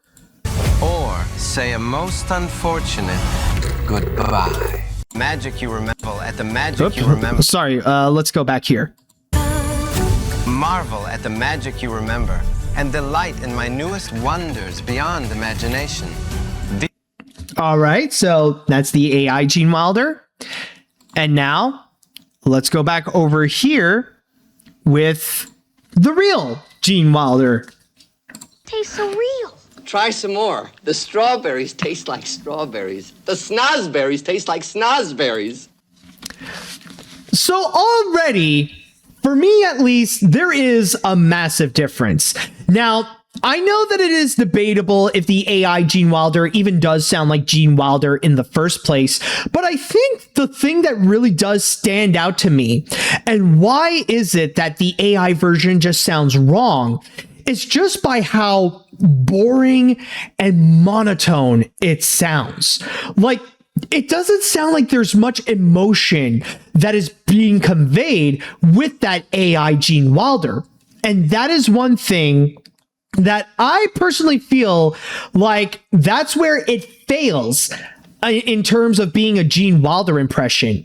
Because the thing with Gene Wilder, and it's not just in the Willy Wonka movie, but also when you look at his other works as well, rather it be like when he was in Young Frankenstein or The Producers or Blazing Saddles, Gene Wilder is a very emotional actor. And by emotional, I mean that this dude does not hold back when it comes to presenting his emotions, rather it be for the sake of the character, in order to go and let out his true feelings, kind of like at the end of Willy Wonka when he does his "You lose, good day, sir" speech, or for more comical effects, like with either The Producers or for Young Frankenstein. Like the reason why Gene Wilder's performance has been so admirable and so enjoyable is the fact that he doesn't hold back in terms of letting out his true emotions and really bringing life to the characters that he would go and play. And that's the major thing that I feel like is massively missing with that AI version. It's just that it does not have the systems in order to go and actually convey the emotion. So in that regards, I personally feel like it doesn't matter if it sounds identical to how Gene Wilder sounded back then. The fact that it doesn't have the soul, it doesn't have the emotional range that Gene Wilder has, because you know that if Gene Wilder were alive today and that he would do that kind of narration, he would definitely be more alive when he would go and read it. He would definitely have that human touch and play around with the emotions, you go back and just have a bit of a listen to what they, just go and listen to what it would go and say over here. The most extraordinary competition on Earth is about to begin. You know that he would definitely have more charisma to go and deliver. He would be like, the most extraordinary competition is about to begin. Something like that. The thing is that even though AI, people will go and try hard in order to create the surface level accuracy of it, it still fails to have the human aspect of it, to make it sound like it actually is conveying emotion. And that's the thing where I find it's just wrong about the AI version itself. But overall, though, I just feel like it's just an absolutely stupid decision. And really, it's just an example of how Netflix is desperately trying to push AI, debatably more so than most of the other Hollywood studios out there. But the results are really not working well. And even with this, again, I don't care about this Golden Ticket series, but man, if it's going to continue having that Willy Wonka voice going around, just lifelessly narrating what is happening, then I absolutely have no intrigue in watching it. So again, this is just to go and prove about the failures of how AI is right now, and that it is far from ready from actual use, such as what we are seeing here with what Netflix is trying to do. All right, so with that said, now I would like to go and pass this on to the chat wall, and I want to go and ask you all, what do you all think about the AI Gene Wilder controversy? Do you think that it actually does sound like Gene Wilder in the first place? Do you think Netflix is in the wrong for really pursuing AI? I would love to know what you think about this. All right, so I feel like instead of relying on AI, they could have had Carlos Alazraqui to provide the actual narration while imitating Gene Wilder. The reason I bring this up is because Carlos is known to be one of the best Gene Wilder sound-alikes out there. Fun fact, Carlos did use Gene Wilder, particularly the scene from The Producers where he freaks out when he has his blue blanket taken away, as one of the inspirations for a character from The Fairly Odd Parents, Denzel Crocker, aka Mr. Fairy Godparents. Yeah, I mean, there are plenty of actors out there, and you don't even have to get a massively established actor like Carlos Alazraqui. You could get a non-union actor that you could pay for like half the price and you would definitely get better results than the AI one out there. So again, it's like, why are you going into those extra hurdles just to go and enable AI for something that is not as strong as you may think it is? Let's see. This is honestly flat out disgusting. The fact that Netflix would go and use an AI voice of Gene Wilder is flat out disrespectful to his legacy. They could have hired anyone, considering plenty of people have played Willy Wonka in the past, or even find a person to do a good Gene Wilder voice. But no, they don't want to pay actors because this is it. This would not shock me if this show only lasts one season. Oh yeah, honestly, like, I can't imagine this thing going far, or I would be surprised if this turns out to even be a success in the first place. Let's see now. It gonna stick. Would it really be too costly to just hire an impersonator? I have no interest in the show because I hate reality TV, and now this is even a bigger reason. As for the AI voice labs, no, just no. This isn't worth it. Money sink, bad for the environment, unnecessary PR. Actors have some pride. Rather invest in your money into screwing over every aspiring actor in the future. Yeah, definitely. Let's see. To be honest, out of all the usage of AI in the creative process, using it to resurrect deceased people is among the scariest and grossest. At least with stuff like Cars 3 and Once Upon a Studio, those were just archival recordings of Paul Newman and Robin Williams respectively, and were done in actual good taste. And there's even another one that I can think of, actually. A recent example is Toy Story 4.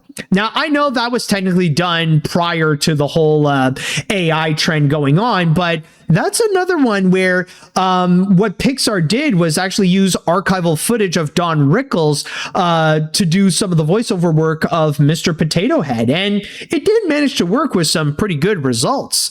And I mean, and even right now with Toy Story 5, Disney didn't go out of their way to try to find like, oh, we need an AI company to recreate Don Rickles' voice. No, they actually hired a solid impersonator of Don Rickles. So from there, it's like, again, I ask Netflix, like, why are you really going out of your way to go and try to find an AI voice when you can just hire a voice actor who could be much cheaper than whatever you're going to spend towards 11 Labs and the Wilder estate? I'm just saying. Let's see. Gene Wilder had such a great way to be who he is as an actor. His voice and performance is 100% Gene Wilder, and that's why we all love him as an actor. This one, on the other hand, is one of the most soulless things I've ever heard. It's awful, doesn't sound nothing like the man, and Netflix needs to be called out immediately, including SAG-AFTRA. Yeah, absolutely. But then again, considering that this, like, maybe the point is, like, with this series in particular, is to not work with any union actors whatsoever. I think at the most, I did hear that they're bringing back one of the actors who played an Oompa Loompa in the original Willy Wonka movie, but other than that, though, I think like the whole point of it is that they want this to be as non-union as possible, and they want a show where they want nothing to do with any of the acting unions out there. So that could be like one of the reasons that, you know, they encourage themselves not to get involved, you know, to really go out of their way and invest in AI, because for them, it's like an escape from working with the union. Let's see. What other comments are there to go and read just to check? Even though it's based off Willy Wonka, this is an absolute not watch. Seriously, the voice sounds drawl and monotone, and the fact that they use AI where an impressionist could do the job for half the pay is absolutely disgusting. And I'm all hoping that this series bombs. That is the only relief we need. which could most likely happen, honestly. Yeah, and some people even brought in some other examples, like, of course, like as I was talking about with Toy Story 5, that was Jeff Bergman who did Mr. Potato Head to go and take the reins off or take the reins of Don Rickles, and even a lot of people are mentioning Tiny Lister with the archival footage used for Zootopia 2 as well. Like, that's another good example right there. Let's see, are there any other okay, I'll read one more comment and then we're gonna go on to our final story and our final break. Let's see. The fact that Netflix is disrespecting Gene Wilder's legacy and opening up an AI animation studio is awful. I feel bad for Gene Wilder now that Netflix is defiling his legacy for a competition show that's basically Squid Game Wonka edition. It's rather sad seeing Netflix being pro-AI doing this crap. Very ironic since they're the ones distributing The Mitchells vs. the Machines, which is very much anti-AI. Still sad though. Yeah, and there is honestly one more question that I do want to ask. What the fridge is with Willy Wonka and AI? What is it about these AI people that are so fascinated with Willy Wonka, or just the whole story of Charlie and the Chocolate Factory in the first place? You know, like, we got this, and then prior, of course, we got the infamous Wonka experience in Glasgow. Like, who the fridge is causing all of this? Like, who the fridge is trying so hard to keep connecting Willy Wonka and AI? Who keeps doing this? Wait a minute. I think I know the answer. Damn you, the unknown! Where are you? I know that you're behind these walls. All right, but anyways, we're going to go on to one more break. And when we do come back, I am going to go and talk about the most controversial story that happened in the previous week. So stay tuned, because, oh boy, we're about to get into one major Sony rant. So stay tuned for that. And now, everyone, it is time that we will go and conclude this episode off with the grand finale. And for this grand finale, I am going to do something that I haven't done in quite some time. A Sony rant. And no, people, don't you worry. This has nothing to do with Sony Pictures Animation. This has nothing to do with Sony Pictures. They didn't do anything wrong recently. Yet. But what I am going to go into is actually the parent company, the Sony Corporation, to which they have actually received their biggest backlash in a long time. And this is something where you see the whole internet is almost unanimously opposed to Sony with this decision that they have made, that a lot of people are saying right now has some serious and dark consequences to the video game industry. So, with that said, let's get into the Sony physical media dilemma. Yes, it has been announced that Sony revealed on their PlayStation blog that starting in 2028, they will no longer be selling any more physical media for PlayStation games. In fact, to go into details, I might as well go and read you the blog that Sony actually did put out. So, it says here, reading from my source on the PlayStation blog, it states, as consumer preferences and the broader entertainment industry continue to shift away from physical disc to digital, which some are even saying that's not even true, physical game disc production for all new game releasing on PlayStation consoles will be discontinued starting January 2028. Following this date, new games will be available on PlayStation Store and at retailers in digital formats only. This transition has no impact on games that are already released or will be releasing prior to January of 2028 in disc format. This is a natural direction for Sony Interactive Entertainment to adapt to consumer trends, as the general preference for digital media significantly outpaces physical discs. This transition integration will enable us to align more closely with how most of our community prefers to access and play games today. We'll continue to prioritize our resources to drive innovation in how players can access games and provide choices as to where players prefer to purchase new games, whether that's at retailers or PlayStation Store. We remain committed to delivering a world-class gaming experience to our fans, and we thank you for your continued support. So basically, PlayStation and in a whole Sony, they're pretty much framing this as, we are doing this for you all. We know that you all prefer to have digital instead of physical, so we might as well take out physical altogether so that you can have just digital. Isn't that great? Because we're thinking about you. But I think it's safe to say that for the grand majority of gamers and people who are aware about this news, they know that this is pretty much bullcrap, and that ultimately they're just doing this in order to go and cut down costs. And the backlash, may I say, it is absolutely strong here. And it doesn't even matter if people are buying just digital nowadays, or that they still buy it physical. Like there is still like massive backlash in this. And it even said, like, even in this article from Kotaku, like it even says right over here, the decision is a nightmare for collectors and preservation advocates who have long criticized the limit of game ownership when it comes to digital versions. Storefronts shut down and purchases can even be revoked, as in the case of 2024's Concord, which Sony unreleased just weeks after its launch. With all digital content, including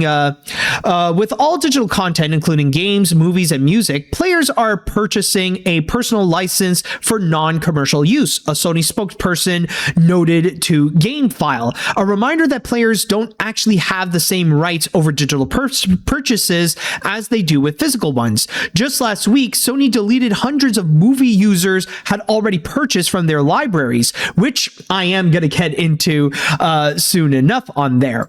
But it also even adds over here, actually, just to go and read you this part. But the incentives for game makers are clear. Physical games cost extra money to produce and can be shared or traded in at stores like GameStop. Only offering digital versions of games would effectively kill the secondhand market for games that have thrived for decades. Many companies have already been slowly making the shift away from physical formats for their games. Microsoft, which I will go and get into that one.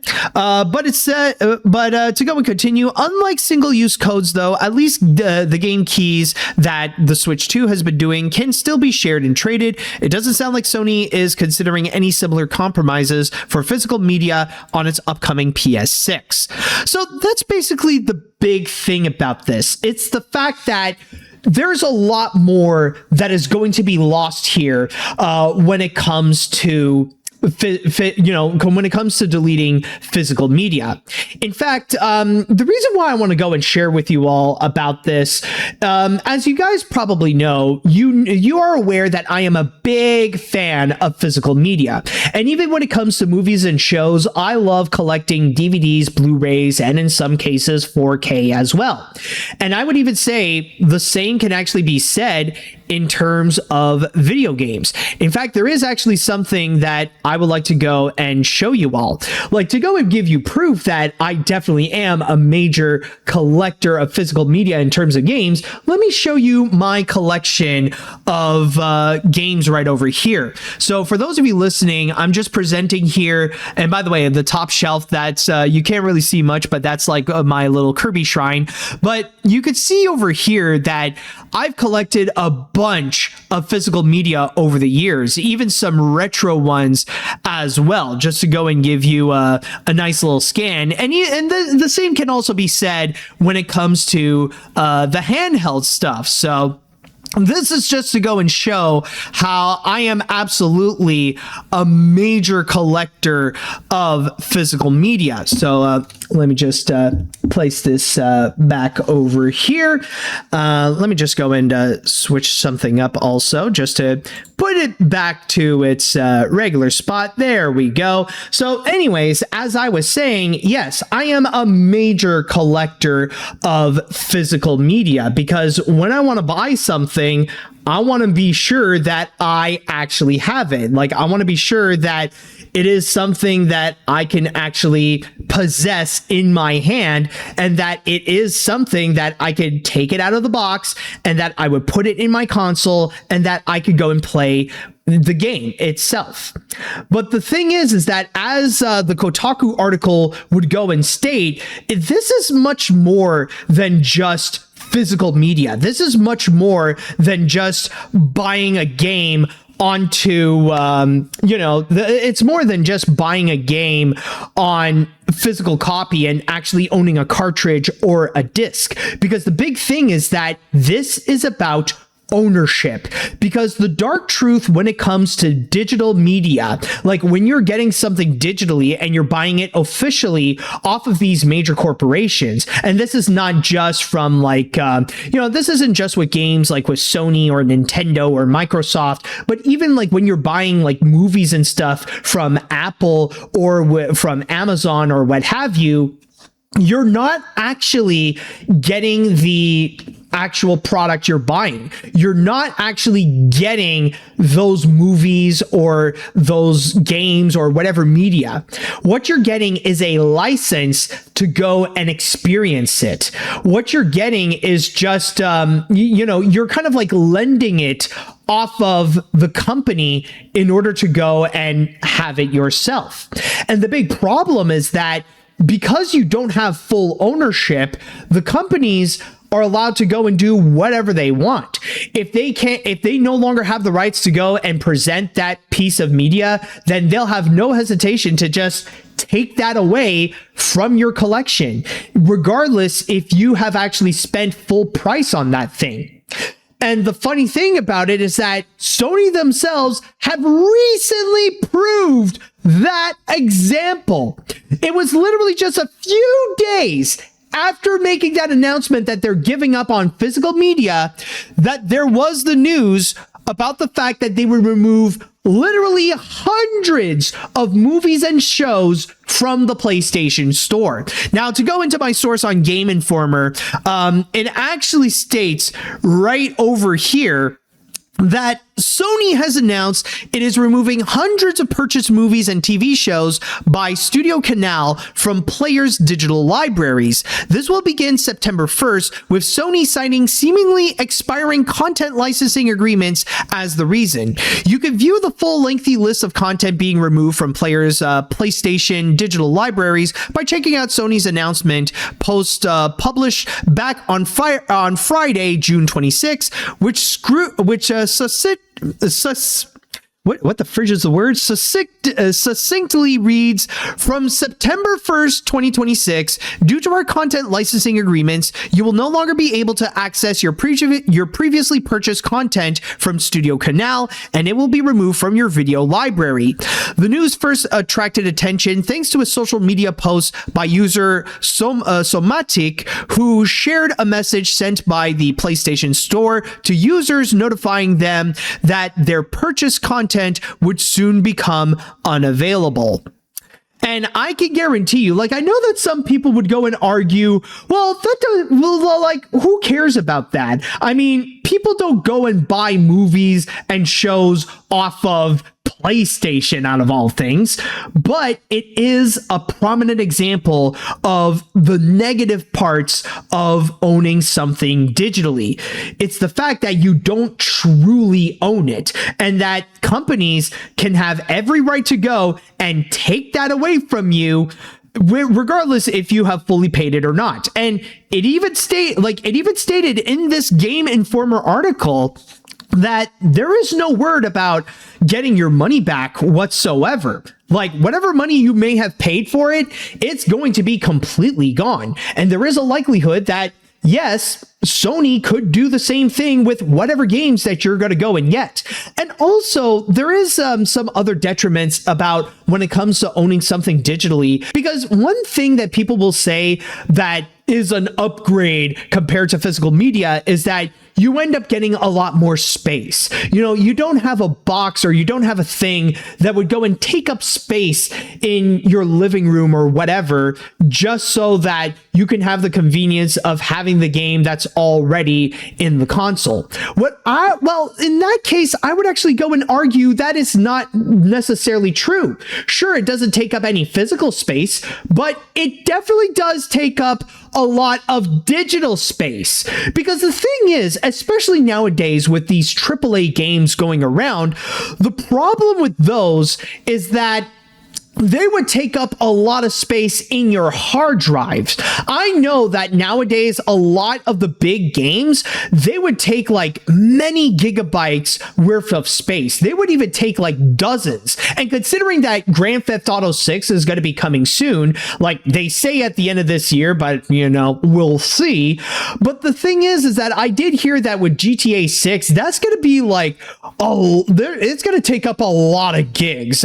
Correct me if I'm wrong, but some reports have even stated that it's gonna take up like over 100 gigs if you just want to go and save that into your hard drive. If you just want to go and get it digitally, it's going to be taking up a lot of space right there. Some people apparently are saying it's more than a terabyte. Oh my God. So it's going to be more than a terabyte? Okay, but either way, though, it's going to be massive. So either way, like eventually, if you end up collecting a lot of games digitally, it's going to be taking up a lot of space. And that's when you got to go and buy more stuff in order to go and make room for more space. Rather it be, you got to buy some like SD cards in order to go and fill up, in order to go and make room for more games that you could put in there. Or you need to buy like hard drives that you have to go and connect to your console. But either way, like eventually it does pile up in terms of the cost, where the price that you have to pay in order to have more digital space, it's not that much different compared to what you have to pay like for a shelf on IKEA just to make more physical space for your games. So already in terms of that, it's already debunked. But the thing that makes it so much worse, however, is actually in regards to the cost of it all. It's really, it's in the fact that right now, video games are becoming much more expensive than ever. And that is especially the case when it comes to stuff like with PlayStation and with Microsoft, and even Nintendo is kind of guilty of this as well, where consoles themselves are becoming more and more expensive, and the games themselves are becoming more and more expensive, where now it's starting to become a little bit more common that they're priced at like $80 or even $100 each. So the thing is that makes no sense is that why is it that you would pay full price for digital when you're getting so much less at that point?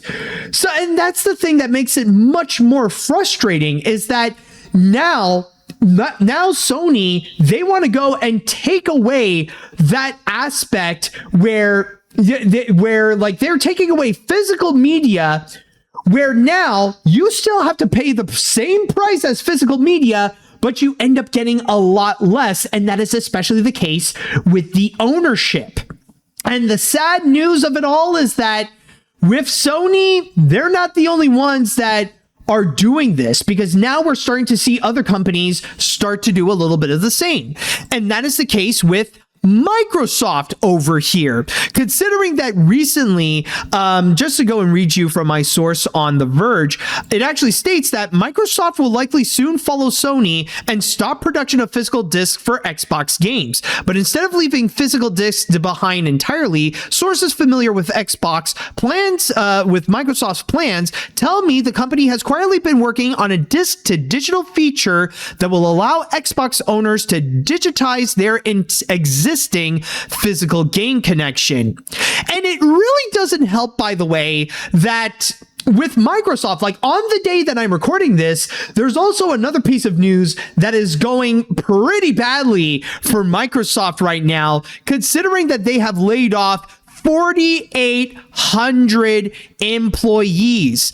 And not to mention that with this news that they did put out there, at the same time, they've also revealed that when it comes to many of the studios that they owned, there's going to be some like double fine that they're going to go fully independent, or there are some others as well that they're just going to go and completely sell off. And the big reason is because with Microsoft, they want to go and really push onto AI. Like, I mean, no surprise that a tech company like Microsoft really wants to go and double down on AI, but that's pretty much the big reason why. They, like, right now, Microsoft is in the process of just straight up replacing jobs with AI altogether. And I know that some people might say that even with Nintendo, they're kind of guilty of this as well, that they're now doing more and more of this with the game key cards. But again, the thing with, at least with Nintendo, they do have a way to go and make it more accessible and easier to use for consumers, that you can actually go and share your games around with others, even if you have it on a digital format, which is something that you cannot do right now with the PlayStation or Xbox games. And you don't know if they're going to go and actually enable that kind of feature. So with all of that said, overall, this is much more than just losing the physical aspect of video games. This is a battle of ownership. This is basically Sony completely taking away gamers' rights to fully own an actual game itself. Because now with and considering that PlayStation already proved about the consequences and the negative effects of digital, where there can be some moments where suddenly they'll just take away whatever that you have just bought full price in the first place with what happened with all the movies, it is already striking a lot of fear for people of what this is going to mean for the future of gaming altogether. So in that regards, I don't know if Sony is going to cave in on the pressure, because I know that they have been receiving tons and tons of backlash over this.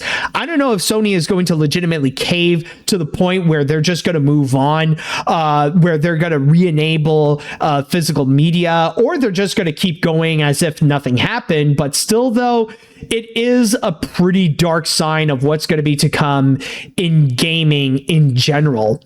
And by the way, I just want to also go and mention, I know this is going to be a very controversial take, but honestly, at this point, I feel like stuff like this is exactly why more and more nowadays people are encouraged to go and pirate.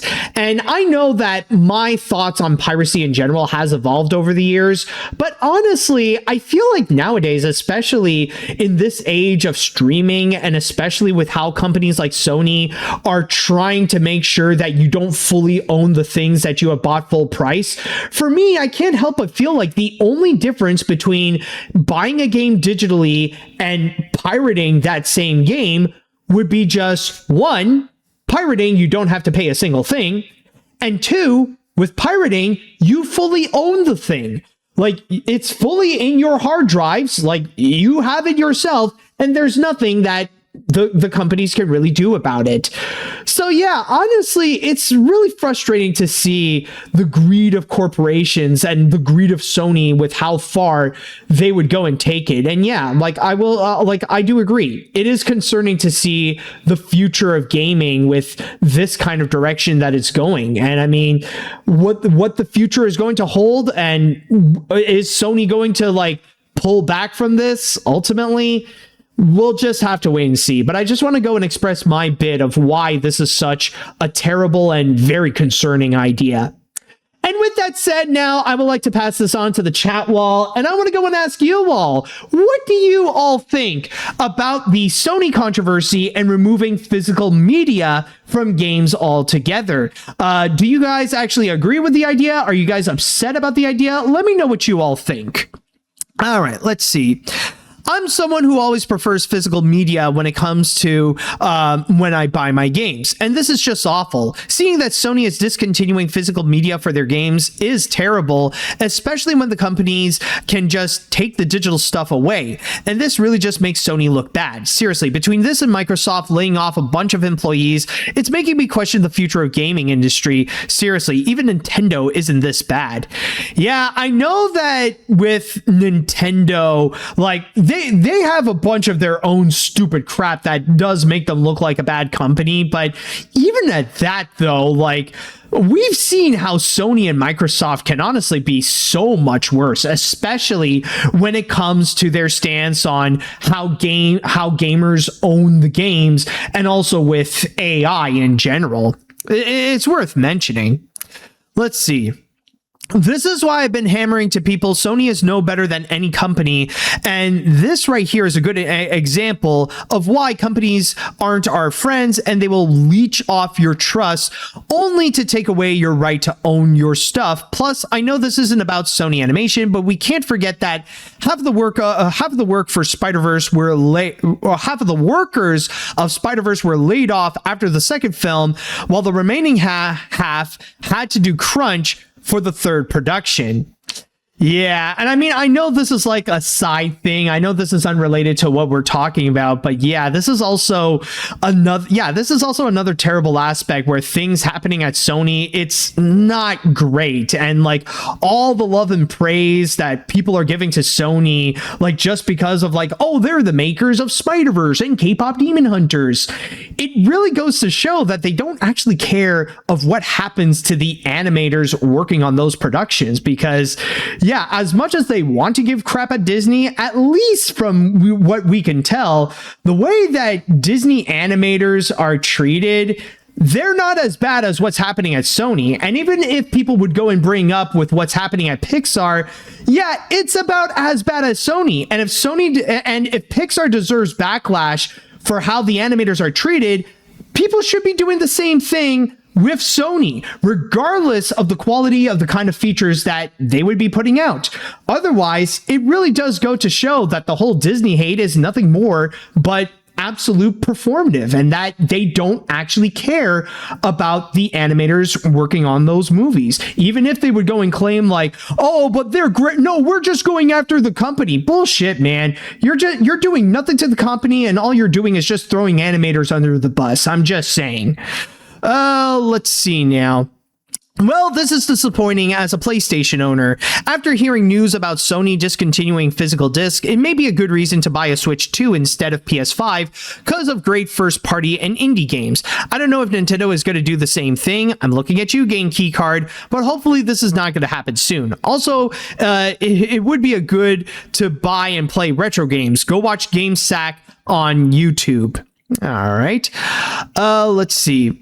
Nintendo wins by doing absolutely nothing. Sony and Civilization being digital only is dangerous and discriminatory, not just on the matter of ownership, but also piracy and online safety. Despite how near universal internet access is nowadays, there are still many spots where the internet access is either poor, non-existent, or flat out banned. Shame on Sony for jeopardizing the safety and future of gaming. And that's also another very good point. Like, there are some places out there where the internet in general is not great. How do you expect, like, if you need the internet to go and play games in general, then you're going to be losing a significant amount of gamers. And to be very honest, like, this is honestly why I am not a fan of online only games. Like, sure, I've played Fortnite a few times, but it's only because, like, I only play it with my family. I don't play it on my spare time. I much prefer playing some offline games. And I mean, yeah, like, maybe I'll go into the online stuff if there are some things that need to be unlocked there. But for me, if it's a game where I cannot play it offline, then there's no use of getting it. All right, I'm going to go and read one more comment before we cap this off here. Between this piece of news from Sony Interactive Entertainment, Microsoft's support of Israel. Both companies buying off studios and later closure and mass layoffs. Their support of generative AI and the rumored high prices of the next consoles on top of no disk drives, this isn't a very promising future for the video game industry. I was already planning to do this, but I'll be making the jump to PC and stick with Nintendo. Business-wise, they aren't perfect, but they are relatively more ethical. Exactly. I feel like that's probably the best in terms of future of gaming. Like, just go and get whatever Nintendo console is out there, get a Switch 2, and then for anything else that's like much bigger, just get a PC, because whatever is going to be coming out on Microsoft and PlayStation anyways, it's going to be coming out on the PC. So like, you know, what's the point of buying Sony anyways? And with that said, that should do it for this episode of AniMat's Crazy Cartoon Cast. Thank you all so much for joining me on this, and hopefully you will join me for the next episode where we are going to get into more wild and crazy stories that is happening in the world of animation and entertainment.